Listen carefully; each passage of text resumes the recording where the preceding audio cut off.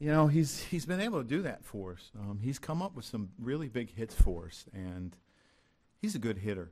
And we've talked about him for a couple years, and as he was rising through the ranks of the minor leagues, and he's the MVP of the fall league last year, and that's why we called him up, because we thought in Texas' absence he could make an impact, and he's doing that. What stood out the most about him? He's very calm too. He's a lot like Severino. He has a plan. He knows what he wants to do. He doesn't get too high or too low. Same person every day. So I don't think he has been nervous in this situation. I think his at-bats have been really good. What stood out the most about the way Ryan Murphy played today's offense or the defense of John? Well, I think being able to get Michael through those first 3 innings, 4 innings, where he really didn't have much. His slider was backing up. He was missing spots with his fastball. And then Michael kind of righted the ship and, shut him down after giving up the 4 runs in the second inning. And I give Michael a lot of credit, but I give John Ryan a lot of credit too. And you think about, we get 5 big RBIs from some really young players today. And then you get 2 from Chris Young, who's had a great year for us and has been really good against left-handers. But to get that 2-run homer to put us ahead, it's pretty special for John Ryan.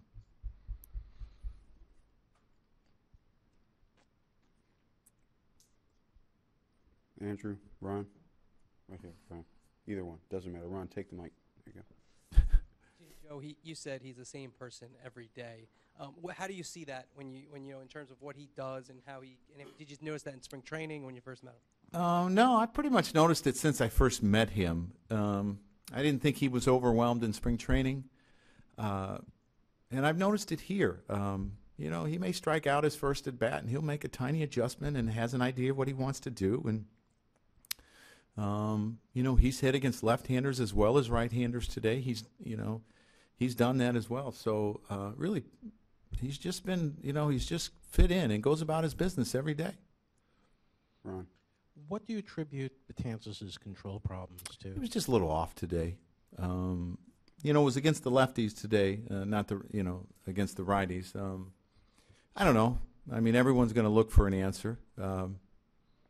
He ended up, I think, striking out three guys, which worked out pretty well too. And we were talking the other day. He didn't have very many strikeouts in a game, so he was just a little off today.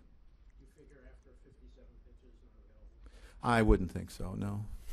Eric. Maybe the pinch run. Eric.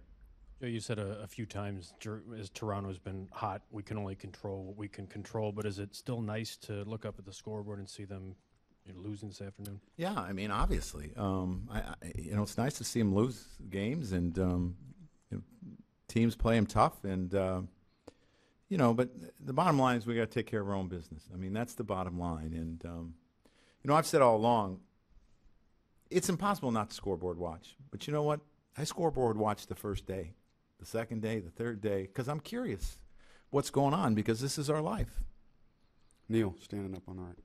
When Alex was having such a tough time in August, did you have the confidence that down the stretch he'd be able to still give you these kind of contributions? Yeah, we did. We knew that there might be some challenges because he's 40 years old and he hasn't played a full season in a couple years, and he's pretty much almost played every day for us, except when we've been in National League ballparks. We knew there might be some challenges, but as I said, I thought the 3 days in Atlanta helped, and I noticed his swing was better in Boston, and it's just continued. So we need to keep him going, though. That's the big thing. He's a big part of our lineup. Who else? Over here to the right. What impressed you about the way that Pinedo was able to keep the team from being able to come back? Michael? Just the fact that he didn't really have great stuff. I thought the third inning was good. I thought the sixth inning was pretty good, where he had his stuff. But it was a struggle for him today. But, to me, that's a mark of a maturing pitcher, when you can get through that and not let things blow up. And he didn't. Roger. Joe, before the game you were talking about how CeCe would be inserted into the rotation and then you were going to stay on rotation.